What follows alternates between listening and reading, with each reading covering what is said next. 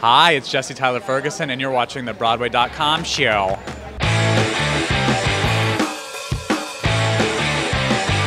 Welcome to the Broadway.com show, your weekly guide to everything happening on the Great White Way. Or as we like to think of it, the people who are drawing up a petition to never let Zac Efron put on a shirt ever again.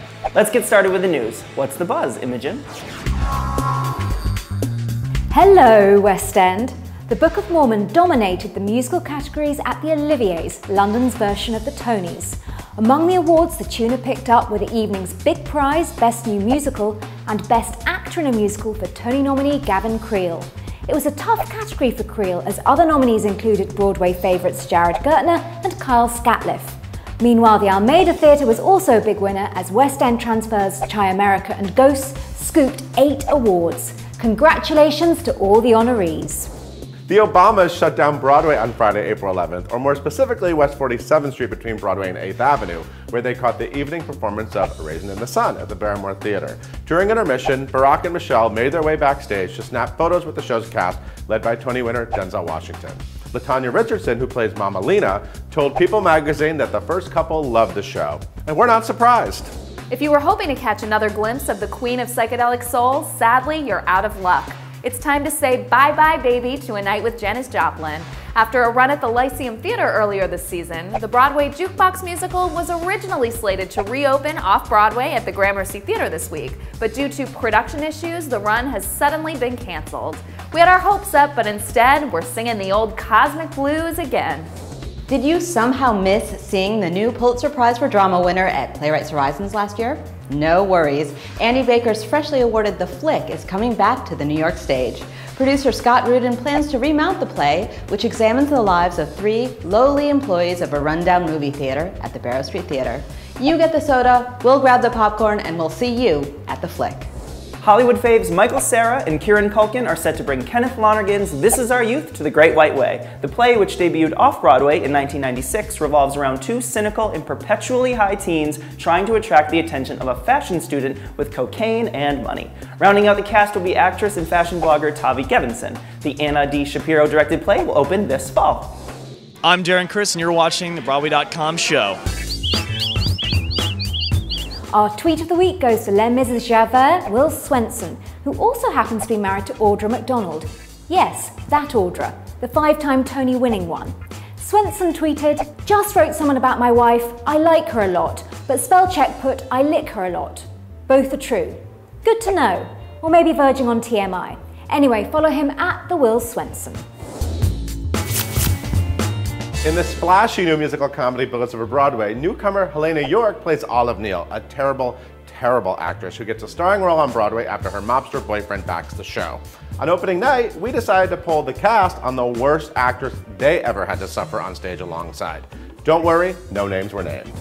I'm not going to do that. I don't. No names. Just something that maybe something she did. I'm a proud union member and will not talk any of my fellow thespians. Oh my gosh. She was a bitch, just a bitch, and I could not please her. Every day at rehearsal, she would come. She said she had a farm in Connecticut, and she would come with goat's milk, is what she said she had. And it was alcohol. It was a thermos of alcohol. And the morning would start, she'd be fine, and by the end of the day, she would be so looped. But it was because she was drinking her goat's milk. Oh, I worked with an actress who decided one day, I remember, in the middle of a performance that she wasn't going to wear those pants and went on stage in a totally different outfit. And the costumers were like, you can't do that. Right before she spoke, she would do, if you're the audience, which you are, she literally would go, and then speak. They're like, it's back to me, and then speak. It was just unbelievable and made me giggle, actually. Fantastic. Thank you. Marin plays ultimate diva Helen Sinclair in the new musical Bullets Over Broadway, and on opening night, she finally met her match. The Tony nominee found herself face-to-face with Dianne Wiest, who won an Oscar for her portrayal of the boozy leading lady in the 1994 film. Broadway.com photographer Bruce Glickus captured this priceless shot of the 2 stars meeting for the first time. And we're willing to bet they both recited Sinclair's signature line. Take a trip to the St. James Theatre to see Helen Sinclair and company in Bullets Over Broadway. But remember, whatever you do, don't speak. Hi, I'm Brooks Ashmanskas. You're watching the Broadway.com show, and I love you. The First Lady of Broadway is taking on the First Lady of Jazz, and the results are spectacular. Yes, I'm talking about 5-time Tony winner Audra McDonald, who is currently channeling Billie Holiday in Lady Day at Emerson's Bar and Grill, which opened on April 13th.